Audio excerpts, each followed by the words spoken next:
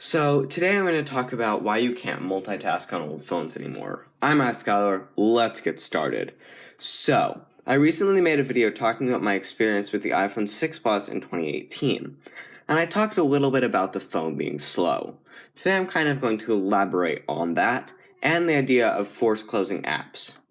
So, I'm going to start by sharing what I believe Apple's vision is for multitasking.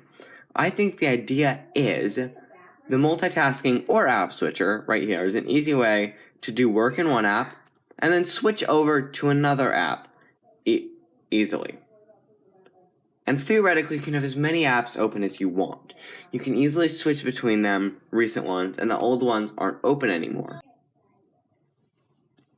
And when the 6 and 5S were released, they had plenty of RAM.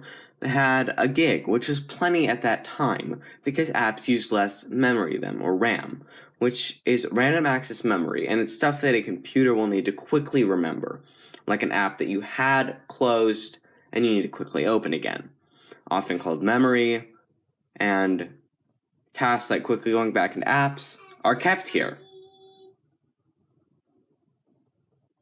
Nowadays, apps use more RAM than they used to. Like the iPhone XS has 4 gigs of RAM. But Androids can have like 8 gigabytes of RAM because Android doesn't deal as well with this as iOS does. But older phones only had a gig because that's all they needed then. And why does this ruin multitasking?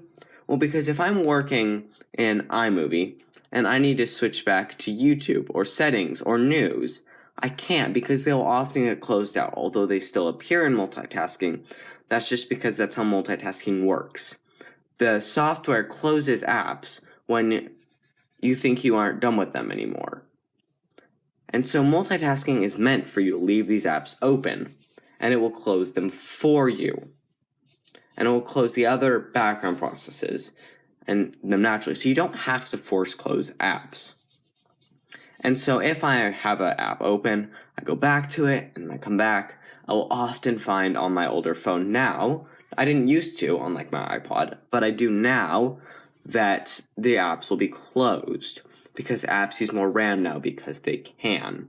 This also kind of answers the question of why phones run slower when they get older because of this, why you shouldn't force close apps because you are stopping the app and you don't need to because the software will slowly close them for you when you don't need them and when you're doing more performance-heavy things.